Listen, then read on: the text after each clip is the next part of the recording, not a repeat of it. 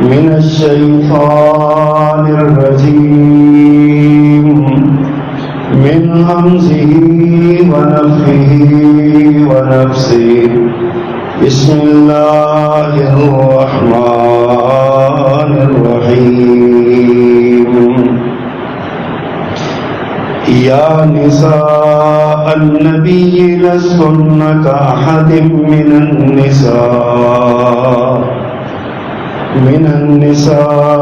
إن اتقيتن فلا تخضعن بالقول فيطمع الذي في قلبه مرض وقلن قولا معروفا وقرن في بيوتكن ولا تبرجن تبرج الجاهلية الأولى وأقمنا الصلاة وآتينا الزكاة وأطعنا الله ورسوله إنما يريد الله ليذهب عنكم الرجس أهل البيت ويطهركم تطهيرا صدق الله العظيم. حمد و ثنا و تعریف و تسبیح رسول کائنات کے رب العالمین اللہ سبحانہ و تعالیٰ کی ذات گرامی کے لیے، اور درود و سلام سید ولد آدم رسول محتشم نبی معظم امام الہدیٰ رسول خدا جناب محمد مصطفیٰ صلی اللہ علیہ وآلہ وصحبہ وسلم کی ذات گرامی پہ مختصر کلمات حمد و صلوات کے بعد ایک مومن کی شان اور اس کے دعوی ایمان کا تقاضا ہے کہ وہ اللہ سبحانہ و تعالی اور اس کے رسول صلی اللہ علیہ وسلم کی کامل اطاعت کرے۔ اطاعت کا معنی یہ ہے کہ اپنی خواہشات کو، اپنے احساسات کو، اپنے جذبات کو ختم کر کے اللہ سبحانہ و تعالیٰ کے سامنے سرنڈر کر دے۔ مسلم اس اونٹ کو کہتے ہیں جس کی نکیل کسی دوسرے کے ہاتھ میں ہو، اور جہاں وہ اس کو بٹھائے وہاں بیٹھ جائے، جہاں چلائے وہاں چل پڑے، جہاں کھڑا کرے وہاں کھڑا ہو جائے۔ عربی زبان، عربی لغت میں مسلم ایسے اونٹ کو کہتے ہیں، اور اصطلاحاً مسلمان وہ ہوتا ہے جس کی زندگی کی ڈور اللہ سبحانہ و تعالیٰ کے ہاتھ میں ہے۔ اللہ جو حکم دے اس کو مانے، جس سے روکے اس سے رک جائے۔ اللہ کے حکم کو ماننا بھی عبادت ہے، اور اللہ کی منع کردہ چیز سے رک جانا بھی عبادت ہے۔ اسی طرح اللہ نے وَمَن يُطِعِ الرَّسُولَ فَقَدْ أَطَاعَ اللَّهَ کہہ کر یہ پیغام دیا ہے کہ جو رسول کی اطاعت کرے گا گویا وہ اللہ ہی کی اطاعت کرے گا۔ مطلب سادہ سا ہے کہ وَمَا يَنطِقُ عَنِ الْهَوَىٰ إِنْ هُوَ إِلَّا وَحْيٌ يُوحَىٰ، نبی بولتا نہیں ہے اپنی مرضی سے، جب اس پر وحی آتی ہے تو وہ اس وحی کی روشنی میں بولتا ہے۔ گویا رسول اللہ صلی اللہ علیہ وسلم کی بات اللہ ہی کی بات ہے۔ اللہ اور اس کے رسول کی کامل اطاعت ایمان کا تقاضا ہے، اور اس کے ساتھ اللہ اور اللہ کے رسول سے وابستہ ہر چیز، ہر رشتہ اور ہر تعلق اس سے بے پناہ محبت ایمان کا تقاضا ہے۔ بیت اللہ اللہ کا گھر ہے، ساری کائنات ہی اللہ کی مخلوق ہے، لیکن بیت اللہ سے ایک عقیدت ہے، ایک محبت ہے۔ وجہ کیا ہے کہ اس کی نسبت اللہ کی طرف سے۔ رسول اللہ اللہ کے رسول کی طرف اللہ کے رسول کی نسبت اللہ کی طرف ہے، لہذا ہمیں رسول اللہ صلی اللہ علیہ وسلم سے محبت ہونی چاہیے۔ جس طرح اللہ کے رسول صلی اللہ علیہ وسلم سے محبت ہے، اسی طرح آپ سے وابستہ ہر چیز سے، ہر آپ کے رشتے سے اور ہر تعلق سے محبت ہونا یہ ایمان کا تقاضا ہے۔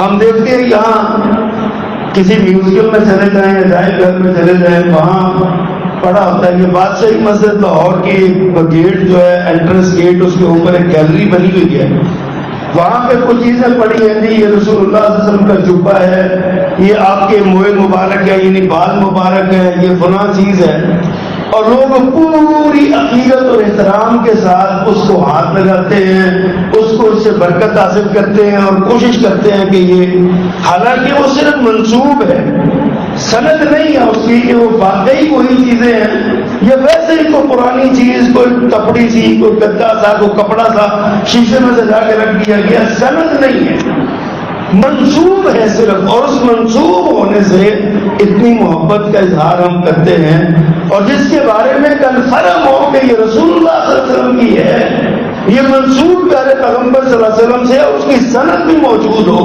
اس سے محبت نہ کرنا یا اس سے اس تعلق اور رشتے کا احترام نہ کرنا، وہ بندہ مسلمان کیسے ہو سکتا ہے؟ ایمان تو یہ ہے کہ نبی کریم صلی اللہ علیہ وسلم کے پاؤں میں جوتی کو لگی خاک کو اپنی آنکھ کا سرما بنائے تو کہیں ابھی حق ادا نہیں ہوا، ابھی محبت کا حق ادا نہیں ہوا۔ پاؤں کو لگے جوتے، پاؤں میں پہنے جوتے کے نچلے حصے میں لگی خاک، اس کا سرما بنا کے بھی ہم سمجھتے ہیں کہ پیارے پیغمبر صلی اللہ علیہ وسلم کی محبت کا حق ادا نہیں ہوتا۔ اور جو نبی صلی اللہ علیہ وسلم کا جس سے جسمانی رشتہ ہے، نسبی رشتہ ہے، شہری رشتہ ہے، نبی کریم صلی اللہ علیہ وسلم کا جس سے روحانی رشتہ ہے، ہمیں ان کی پرواہ نہیں ہے، ہم ان کی توہین کرنے لگ جاتے ہیں۔ کیسی عجیب بات ہے۔ میں نے گزشتہ جو محض کیا تھا کہ بہت سی چیزیں انسان کے لیے ایک امتحان بن جاتی ہیں، آزمائش بن جاتی ہیں، اسی طرح بعد رشتے بھی آزمائش ہے، اور نبی کریم صلی اللہ علیہ وسلم سے ہماری اس محبت کا فائدہ اٹھا کے کچھ لوگوں نے ایسی شرپسندی کی ہے کہ انہوں نے نبی صلی اللہ علیہ وسلم کے بعد رشتوں کا تقدس پامال کر دیا۔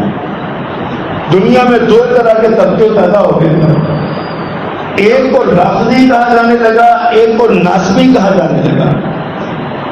رافضی وہ لوگ ہیں جنہوں نے رسول اللہ صلی اللہ علیہ وسلم کے چند رشتوں کو لے کر ان کا اتنا محبت میں وہ لطف کیا کہ انہیں رسول اللہ صلی اللہ علیہ وسلم سے بھی زیادہ شان والا بنا دیا۔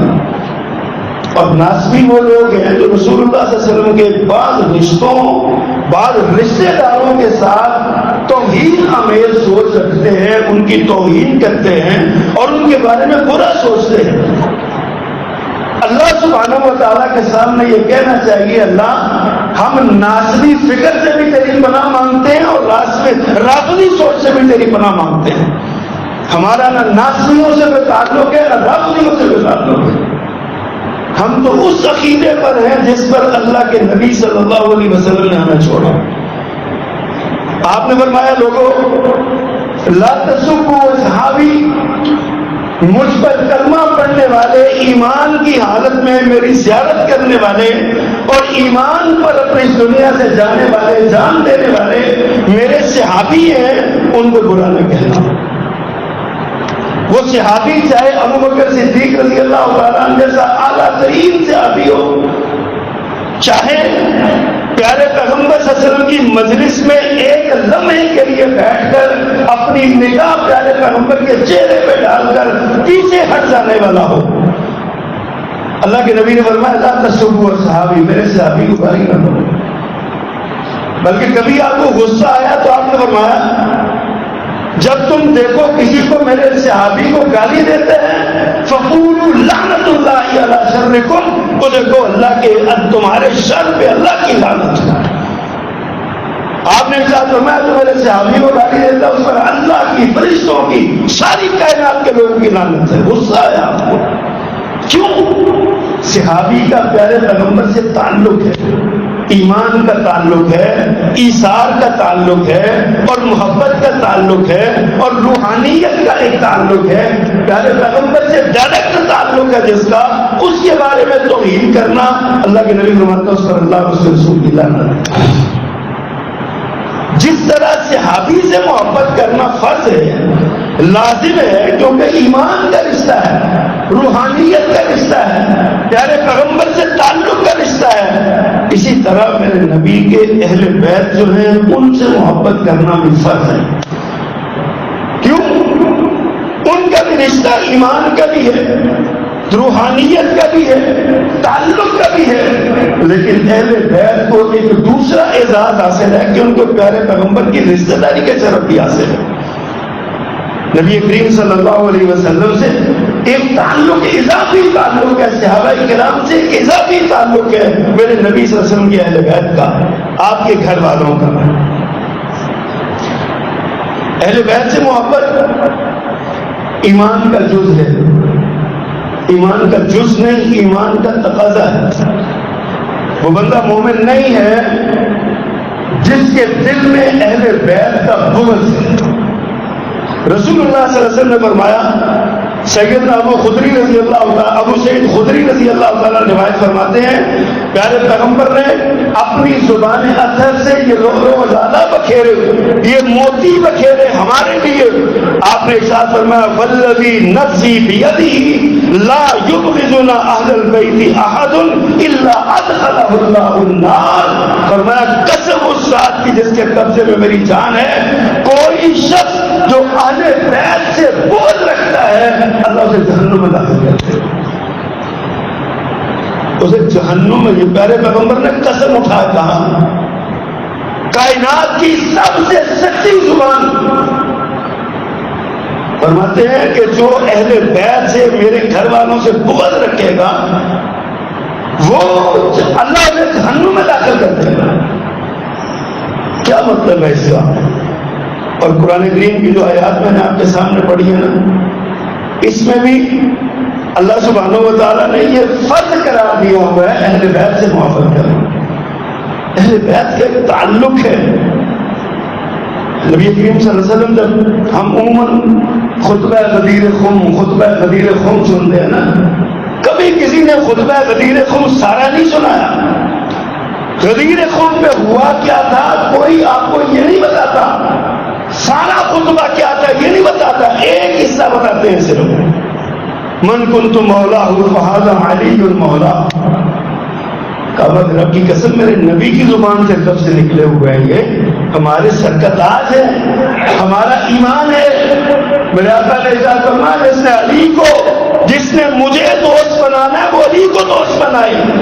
یہ علی ہے جو میرا دوست بننا چاہتا ہے، جو مجھے اپنا مولا قرار دیتا ہے وہ علی کو اپنا مولا قرار دے. کوئی شک نہیں ہے، ایسا ہی ہونا چاہیے، یہ ایمان کا تقاضا ہے. لیکن اس سارے خطبے میں پیارے پیغمبر صلی اللہ علیہ وسلم نے ایک اور بات بھی ارشاد فرمائی. آپ نے ارشاد فرمایا، میں تمہیں دو چیزیں چھوڑ کے جا رہا ہوں. ایک کتاب اللہ ہے، اللہ کی کتاب سے جڑے رہو، اللہ کی کتاب سے تمسک کرو، کتاب اللہ کو کبھی نظر انداز نہ کرنا، قرآن کریم کی ہدایات پر، آیات پر عمل کرنا. لیکن ساتھ ہی آپ نے ارشاد فرمایا، اور میں تمہیں اپنے اہل بیت کے بارے میں نصیحت کرتا ہوں. جملہ دیکھیے پیارے پیغمبر کا، اذکرکم اللہ فی اہل بیتی. میں تمہیں اپنے گھر والوں کے بارے میں اللہ کی طرف سے نصیحت کرتا ہوں. اذکرکم اہل بیتی اہل بیتی. 3 بار آپ نے ارشاد فرمایا، میں تمہیں اپنے اہل بیت کے بارے میں نصیحت کرتا ہوں.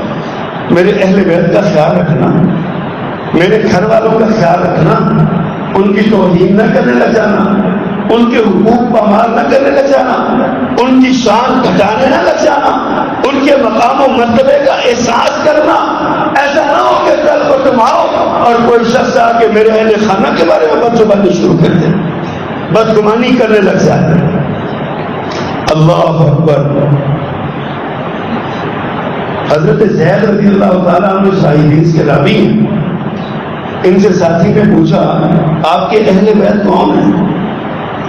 ایک سوال انہوں نے کیا کیا آپ کی ازواج اہل بیت میں ہیں؟ نہیں ہے. حضرت زید فرماتے ہیں وہ بھی اہل بیت میں ہیں. اہل بیت کون ہیں؟ تو حضرت نے ارشاد فرمایا خاندان نبوت کے وہ لوگ جنہوں نے کلمہ پڑھا ہے. اہل بیت میں شامل ہونے کے لیے فضیلت کے لیے کلمہ شرط ہے، ورنہ ابو طالب بھی آپ کے اہل بیت میں سے تھا، ابو لہب بھی آپ کے اہل بیت میں سے تھا. اہل بیت وہ ہوتا ہے جو کلمہ پڑھتا ہے، اطاعت کرتا ہے، فرما برداری کرتا ہے. کلمہ پڑھنے والے اہل بیت میں سے وہ لوگ جن پر صدقہ حرام ہے. اہل بیت صدقہ نہیں لیتے ہیں، جن پر صدقہ حرام ہے.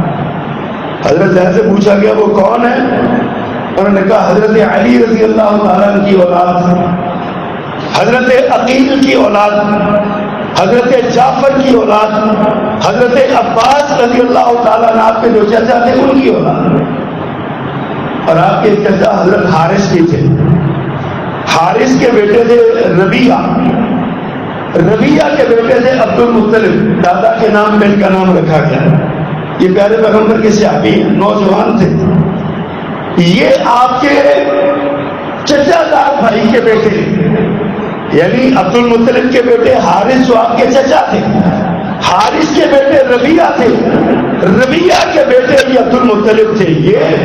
اور حضرت عباس رضی اللہ تعالیٰ جو آپ کے چچا تھے ان کے بیٹے فضل بن عباس، یہ وہی ہے جو رسول اللہ صلی اللہ علیہ وسلم کی دنیا سے رخصتی کے بعد آپ کو غسل دینے میں بھی شامل تھے، اور آپ کو کل اس سے پہلے وفات سے پہلے مسجد نبوی میں چارپائی سے اٹھا کے لانے والوں میں بھی شامل تھے. حضرت فضل بن عباس نوجوان تھے، نبی کریم صلی اللہ علیہ وسلم کے پاس دونوں حاضر ہوئے.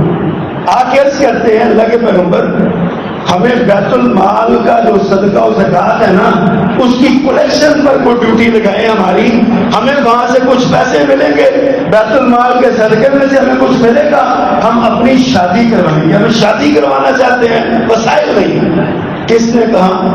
میرے نبی کے چچا کے بیٹوں نے، ایک چچا کے بیٹے اور ایک چچا زاد کے بیٹے، انہوں نے آگے کہا. رسول اللہ صلی اللہ علیہ وسلم نے ارشاد فرمایا لوگوں سنو کہ ان الصدقۃ لا تنبغی لآل محمد انما ہی اوساخ الناس. اے میرے بھائیو تم پر صدقہ نہیں ہوگا، اللہ نے آل محمد صلی اللہ علیہ وسلم پر صدقہ حرام قرار دے دیا. صدقہ نہیں لیں گے آپ، یہ لوگوں کے مالوں کی میل ہے، اور میرا خاندان صدقہ نہیں لیتا. اور یہ خاندان اتنا اونچا خاندان ہے، صرف پیارے پیغمبر کے خاندان والے ہی نہیں صدقہ، انہیں پہ صدقہ حرام نہیں، اس خاندان کے لونڈی اور غلاموں کو بھی صدقہ حرام ہے. پیارے پیغمبر کا جو اہل بیت ہے نا ان کے خریدے ہوئے غلاموں جو لونڈی ہیں وہ بھی صدقہ نہیں کھا سکتے، ان پر بھی صدقہ حرام ہے.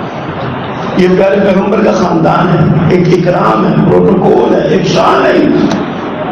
ہم نے کیا سمجھے؟ اور پھر ازواج مطہرات، آج لوگوں نے کہانیاں کر لی ہیں. یہ اہل بیت میں صرف 4 تن ہیں، 5 میں نبی کریم صلی اللہ علیہ وسلم 5 تن پاک ہے بس. قرآن پر اور دلیل قرآن سے دیتے ہیں. یہ جو آیت میں نے پڑھی ہے نا انما یرید اللہ لیذھب عنکم الرجس اہل البیت، اس آیت کے تناظر میں ایک حدیث قصہ ہے. نبی کریم صلی اللہ علیہ وسلم نے چادر لی ہوئی تھی، آپ حضرت عائشہ رضی اللہ عنہ کے گھر میں تھے. حضرت عائشہ خود یہ روایت کرتی ہے کہ آپ نے دیکھا حضرت حسن آئے، آپ نے ان کو اپنی چادر میں لے لیا، پھر حضرت حسین آئے، آپ نے ان کو بھی اپنی چادر میں لے لیا، پھر سیدہ فاطمہ آئی، آپ نے ان کو بھی اپنی چادر میں لے لیا. کچھ دیر بعد حضرت علی رضی اللہ تعالیٰ عنہ آئے، آپ نے ان کے بھی چادر میں لے لیا، رضی اللہ عنہم اجمعین. یہ 4 لوگ حضرت علی، ان کی زوجہ محترمہ دختر رسول اور ان کے 2 بیٹے، یہ آئے، آپ نے چادر میں لیا، اور فرمایا اللہ یہ میرے اہل بیت ہیں۔ اچھا سوال یہ ہے کہ اگر آپ نے حدیث قصا کی روشنی میں اہل بیت ان کو بنایا تو یہ جو قرآن مجید کی آیت چل رہی ہے کبھی اس کے معانی پر الفاظ پر بھی غور کیا؟ یہ آغاز آیت کا آغاز کہاں سے ہوتا ہے؟ یا نساء النبی لستن کاحد من النساء، اے نبی کی بیویوں کائنات میں تم جیسی کوئی دوسری عورت نہیں، تم کائنات کی دیگر عورتوں کی طرح کی نہیں ہو۔ یہ خواتین کو پیارے پیغمبر کی ازواج کو مخاطب کیا جا رہا ہے۔ ان اتقیتن، اگر تم پرہیزگاری اختیار کرو، فلا تخضعن بالقول، اور اپنی باتوں میں فضول اور غلط قسم کی گفتگو نہ کرو، فیطمع الذی فی قلبہ مرض، وہ شخص جس کے دل میں بیماری ہے وہ کوئی چاہے گا رغبت اختیار کرے گا تمہارے لیے، وقلن قولا معروفا، اچھی اچھی دستور کے مطابق سادہ سادہ باتیں کرو۔ کس کو سمجھایا جا رہا ہے؟ یا نساء النبی۔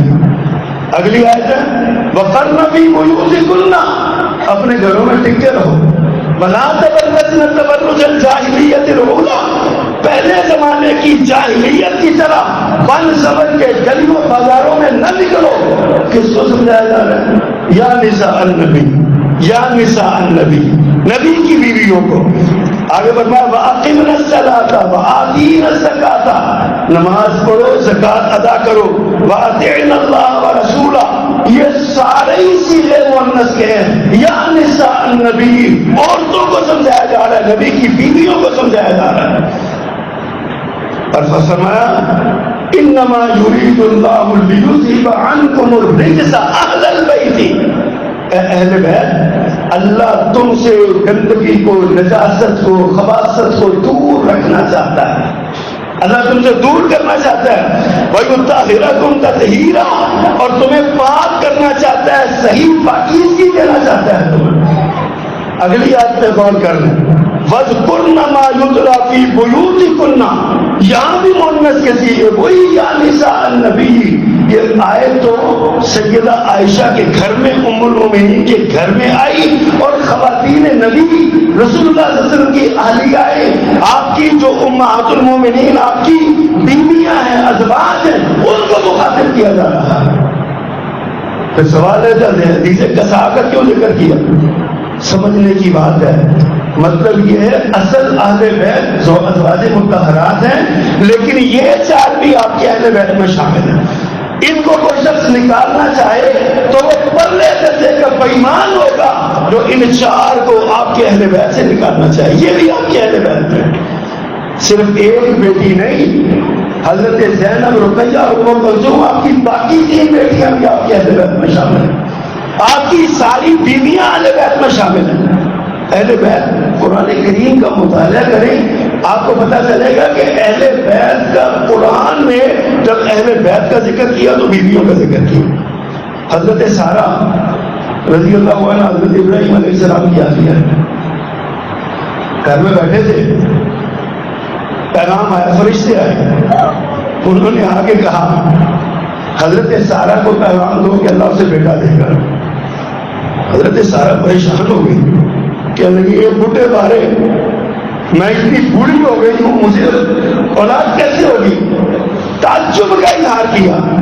قرآن نے نقشہ کھینچا ہے، حضرت سارہ سے فرشتوں نے کہا قالوا اتعجبین من امر اللہ، کیا آپ اللہ کے حکم سے تعجب کر رہی ہیں؟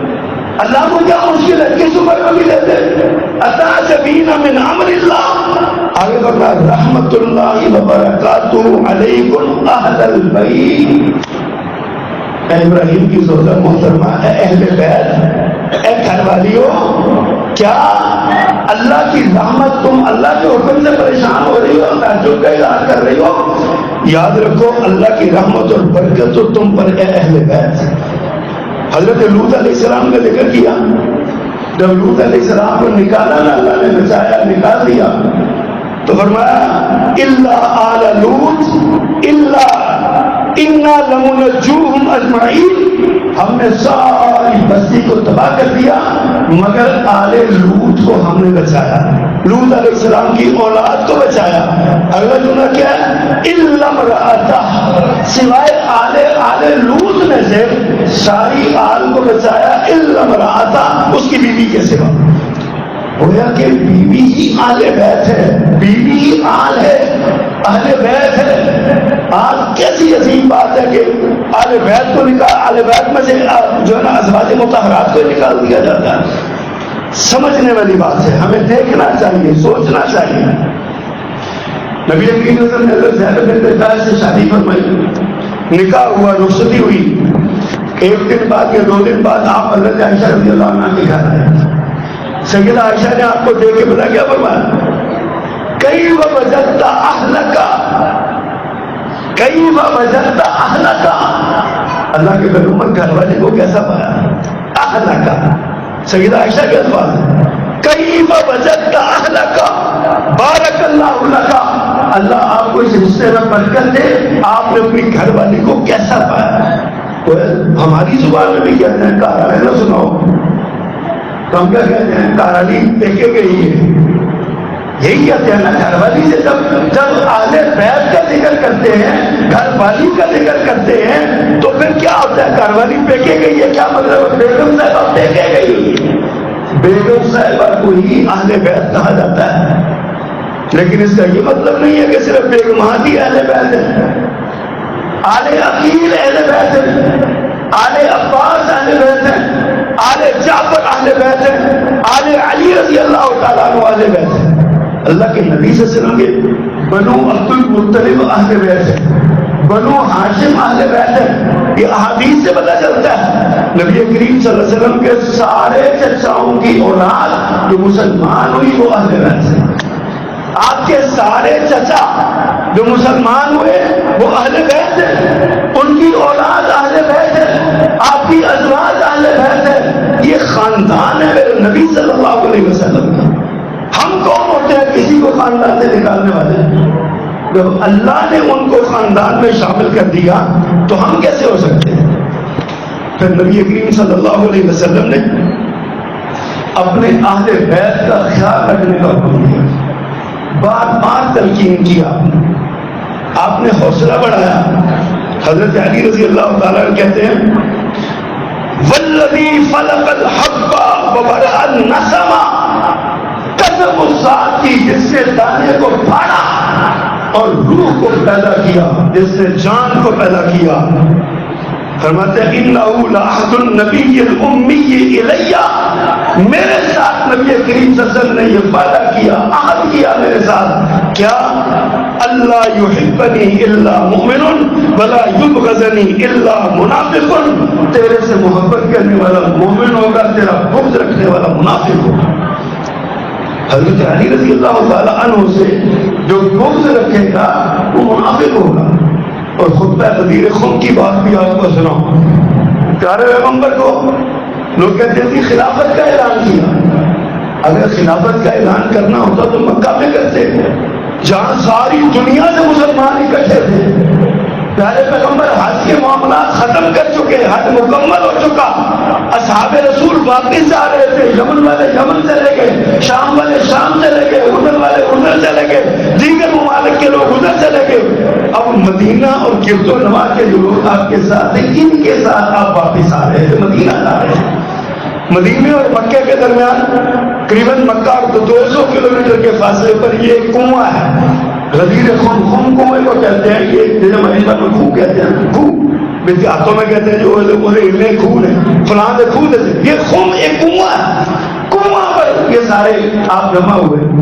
اللہ کے نبی صلی اللہ علیہ وسلم نے حضرت علی کو کسی دوسرے یمن کی طرف بھیجا ہوا تھا اور وہاں پہ کچھ مال غنیمت ملا، حضرت علی رضی اللہ تعالیٰ نے تقسیم کیا، خمس اپنا رکھا آپ نے نبی صلی اللہ علیہ وسلم کے لیے۔ کچھ لوگوں نے اعتراض کیا حضرت علی رضی اللہ تعالیٰ عنہ پر کہ علی نے تقسیم صحیح نہیں کی۔ اب جناب علی رضی اللہ تعالیٰ نے بھی اگر تقسیم صحیح نہیں کی تو کس نے کرنی ہے بھائی؟ لیکن انسان تھے، طبیعتوں میں اتار چڑھاؤ آ جاتا تھا۔ کچھ لوگوں نے یہ شکوہ کیا، حضرت علی رضی اللہ تعالیٰ عنہ لے کے پیارے پیغمبر کے پاس آئے، انہوں نے نبی کریم صلی اللہ علیہ وسلم کو آ کے شکایت کی کہ حضرت علی رضی اللہ تعالیٰ عنہ نے مال صحیح تقسیم نہیں کیا۔ اس کے جواب میں میرے پیغمبر نے یہ خطبہ ارشاد فرمایا جس کو غدیر خم کہا جاتا ہے، خطبہ غدیر خم کہا جاتا ہے. وہاں آپ نے فرمایا من کنت مولاہ فہذا علی مولاہ، جو جس کا میں مولا ہوں علی اس کا مولا ہے، جس کا میں دوست ہوں آقا ہوں علی اس کا دوست ہے آقا ہے. یہ تو آپ نے حضرت علی رضی اللہ تعالیٰ عنہ پر جو الزام لگانے والے تھے اس کی صفائی دیتے ہوئے یہ بات ارشاد فرمائی. حضرت علی کے نصیب کے بھی کیا کہنے کہ صفائی اللہ کے رسول صلی اللہ علیہ وسلم دے رہے ہیں. آپ نے صاف کیا ان کو کہ کوئی خبردار میرے علی میں کوئی تنقید نہ کرے، کوئی اعتراض نہ کرے. یہ حضرت علی کی شان ہے. اس میں خلافت کا ذکر کہاں سے آ گیا؟ اس میں خلیفہ بلا فضل کا ذکر کہاں سے آ گیا جو ہمارے یہاں گھر کے بعد روایت بنا دی گئی، اس کے آگے بات ہی سننے کو میں تیار نہیں. اللہ کے نبی صلی اللہ علیہ وسلم نے حضرت علی سے فرمایا، حضرت علی کہتے ہیں مجھے اللہ کی قسم، اس ذات کی قسم جس نے دانے کو پھاڑا، جس نے روح کو پیدا کیا، اللہ کے نبی نے مجھ سے یہ بات کہی تیرے سے محبت کرنے والا مومن ہوگا، تجھ سے بغض رکھنے والا منافق ہوگا. ہم کیوں بھائی بغض کریں؟ ہم کیوں منافقوں کے ساتھ میں شامل ہوں؟ حضرت علی رضی اللہ تعالیٰ ہماری آنکھوں کو تانا ہے. حضرت علی ہمارے دل کی بہان ہے. حضرت علی سے محبت ایمان کا تقاضا ہے، صرف حضرت علی سے نہیں. میرے آقا نے فرمایا حضرت حسن کو ایک روز میں اٹھایا، حضرت حسین کو دوسری روز میں اٹھایا، فرمایا اللہم انی احبہما، اللہ میں ان دونوں سے پیار کرتا ہوں، فاحبہما تو بھی ان سے پیار کر. اور اگلا جملہ میرے اور اگلا جملہ میرے اور آپ کے لیے. اللہ فرمایا تو ان سے بھی محبت کر جو ان سے محبت کرتا ہے. اللہ سے پیارے پیغمبر دعا کرتے ہیں جو حسنین کریمین سے محبت کرتا ہے، اللہ تو ان سے بھی محبت کرتا. سیدہ فاطمہ رضی اللہ عنہ کے بارے میں آپ نے فرمایا فاطمہ تو بضعۃ منی، فاطمہ میرے ذکر کا ٹکڑا ہے. من اذاها فقد اذانی، جس نے اس کو تکلیف پہنچائی اس نے مجھے تکلیف پہنچائی، میرے دل کو تکلیف ہوتی، میرے جگر کا ٹکڑا ہے. پتہ ہے ایک بار کیا ہوا، حضرت علی رضی اللہ تعالیٰ عنہ نے فیصلہ کر لیا ابو جہل کی ایک بیٹی تھی، اس سے میں نے شادی کرنی ہے. گھر میں بات کی، سیدہ فاطمہ ناراض ہو گئی کہ نبی کی بیٹی اور نبی کے دشمن کی بیٹی ایک گھر میں ہو، یہ مناسب نہیں ہے. میں نہیں برداشت کر سکتی کہ اللہ کے نبی کو گالیاں دینے والا، چاہے وہ میرے باپ ہیں لیکن ان کا دشمن اور میں ایک جگہ پہ کیسے رہوں گی. شادی پہ اعتراض نہیں تھا، اعتراض اس بات پہ تھا کہ نبی کا دشمن، نبی کے دشمن کی بیٹی اور نبی کی بیٹی ایک گھر میں نہیں رہے. نبی صلی اللہ علیہ وسلم کو پتا چلا، تب آپ نے یہ جملہ ارشاد فرمایا فاطمہ تو بضعۃ منی، فاطمہ میرے ذکر کا ٹکڑا ہے. جس نے کسی تکلیف دی اس سے مجھے تکلیف دی. گویا کہ حضرت علی کو پیغام دیا تیرے ساتھ محبت اپنی جگہ پر، لیکن میری بیٹی مجھے پیاری ہے. ایسا نہ ہو کہ تم میری بیٹی کو تکلیف دینے لگے، مجھے تکلیف ہوگی. آپ نے حضرت علی کو حکمن منع کر دیا، نبی کی بیٹی اور نبی کے دشمن کی بیٹی ایک گھر میں نہیں رہ سکتی. ہمیں حالات احادیث کا وہ سارا تناظر بتایا نہیں جاتا ہے، کیا واقعات ہوئے، کیا معاملات ہوئے، ہمیں اس پر سوچنا چاہیے. اللہ اکبر. پیارے پیغمبر نے فرمایا جسے اچھا لگے نا کہ وہ پورا اپنا حق لے اللہ سے، اسے چاہیے کہ وہ ہم پر ایسے درود پڑھے. آپ نے درود کا طریقہ سکھایا، اہل بیت کا ذکر ہونے لگا. فرمایا اللہ کو کہے اللہم صلی علی محمد، اللہ محمد پر رحمت نازل فرما صلی اللہ علیہ وسلم. اللہم صلی علی محمد، اگلا جملہ کیا ہے وَأَزْوَاجِهِ أُمَّهَاتِ الْمُؤْمِنِينَ، اور اس کی بیویوں پر رحمت فرما جو مومنوں کی مائی ہے. اگلا جمعہ فرمایا وَذُرِّيَّتِهِ، اور اس کی اولاد پر بھی رحمت فرما، اور وَأَهْلِ بَيْتِهِ، اور اس کے اہل بیت پر بھی رحمت فرما، گھر والوں سارے اہل بیت پر رحمت فرما. كَمَا صَلَّيْتَ عَلَىٰ إِبْرَاهِيمَ إِنَّكَ حَمِيدٌ مَجِيدٌ. درود کا یہ بھی ایک طریقہ پیارے پیغمبر نے سکھایا. حضرات گرامی ہمیں سوچنا چاہیے، اہل بیت سے محبت کا دعویٰ سارے کرتے ہیں، اہل بیت سے محبت کے تقاضے بھی کچھ کسی نے سوچے ہیں، کس کے تقاضے بھی کچھ ہیں. سب سے بڑا تقاضا یہ ہے کہ اہل بیت کے ہر فرد کی عزت اور تکریم کی جائے. جو اہل بیت کے بارے میں برا سوچتا ہے، بغض رکھتا ہے، میں نے پہلے کہا ہم بری ہیں ناسبیت سے، ہم بری ہیں ایسے لوگوں سے، اللہ کی پناہ چاہتے ہیں، لعنت بھیجتے ہیں ایسے لوگوں پر جو خانوادہ نبوت کے کسی ایک فرد کے بارے میں توہین میں جملہ ہوتا ہے۔ بولنا تو بڑی دور کی بات ہے، سوچتا ہے، اپنے دل میں خیال کرتا ہے۔ خاندان نبوت بہت اعلیٰ خاندان ہے۔ اللہ کے نبی نے فرمایا، اللہ تعالیٰ نے قریش کو کنانہ سے چنا، بنو کنانہ سے قریش کو چنا، قریش سے ہاشم کو چنا، اور ہاشم سے اللہ نے مجھے چنا ہے۔ گویا کہ یہ ساری کائنات کا سب سے افضل خاندان، اور پیارے پیغمبر اس خاندان سے، اور عقلی طور پر اگر ہم دیکھیں نا تو نبی کریم صلی اللہ علیہ وسلم کو سب سے اعلیٰ ماننا ہے نا، تو آپ کو کائنات کے سب سے اعلیٰ خاندان سے تسلیم کرنا پڑے گا۔ یہ نہیں ہو سکتا خاندان نچلا ہو اور آپ اعلیٰ ہوں، یہ کیسے ہو سکتا ہے؟ آپ اعلیٰ ہیں تو آپ کا خاندان بھی اعلیٰ ہے، آپ کے اہل بیت بھی اعلیٰ ہے، اور اسی طرح آپ کے اصحاب بھی ساری کائنات سے اعلیٰ ہے۔ مقام اپنا اپنا ہے، درجہ اپنا اپنا ہے۔ حضرت علی سے ان کے بیٹے حضرت محمد بن حنفیہ، جس کو امام زین العابدین سنتے ہیں نا، وہ کہتے ہیں ان کا نام محمد بن حنفیہ رحمہ اللہ۔ انہوں نے پوچھا، بابا نبی کریم صلی اللہ علیہ وسلم کے بعد سب سے اعلیٰ انسان کون ہے؟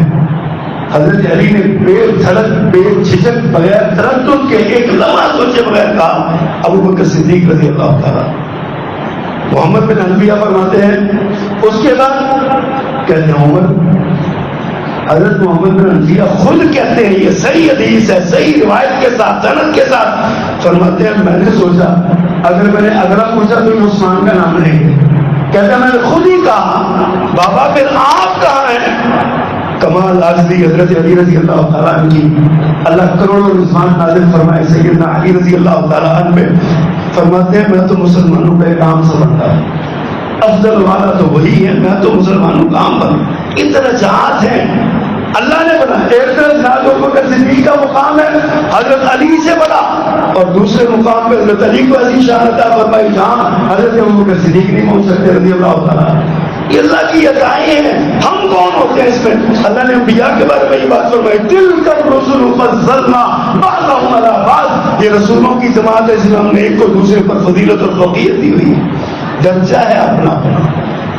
تو حضرت گرامی اہل بیت اللہ کے نبی صلی اللہ علیہ وسلم کا خاندان جس میں ازواج ہیں، اولاد ہیں، آپ کے چچا ہیں، آپ کے چچا دار بھائی ہیں، آپ کا بنو ہاشم ہے، بنو عبد المطلب ہے، یہ سارے اعلیٰ ترین نسل ہے، اعلیٰ ترین لوگ ہیں، کائنات کے سب سے منتخب اور بلند مرتبہ لوگ ہیں، پیارے پیغمبر کے خاندان والے، نبی کی گھر والے ہیں، اور یہ وہ لوگ ہیں جن پر صدقہ حرام ہے۔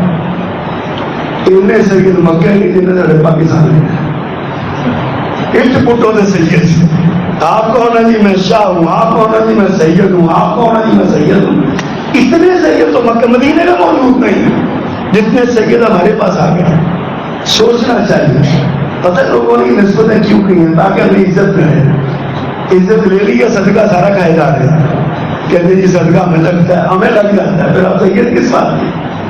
خاندان نبوت کا ایک مقام ہے، جو بندہ خاندان نبوت کا مقام گھٹاتا ہے اسے اپنے ایمان کی فکر کرنی چاہیے، اس کا ایمان ثابت نہیں۔